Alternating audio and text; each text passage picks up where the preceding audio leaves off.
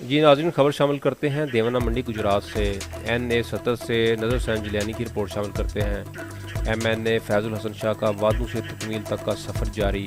UC देवाना में बिम्बर नाला पुल सेजरी टिब्बा ता चेसियाँ बरस्ता छन्नी चौक GT रोड की सड़क की तामीर का काम जारी है। मेयार और मिकदार के लिहाज से काम तसल्ली बख्श किया जा रहा है और आवाम बेहद मुतमिन है।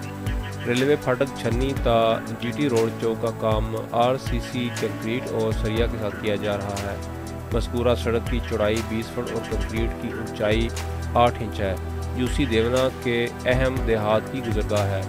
अरसा दराज से इस मज़कूरा सड़क की तामीर अल्तवा का शिकार थी, जो कि सैयद फैज़ुल हसन शाह ने ज़ाती दिलचस्पी लेकर इसकी तामीर का आगाज़ किया है, जिससे मुल्हिका देहात के अवाम बेहद मुतमिन और खुश हैं।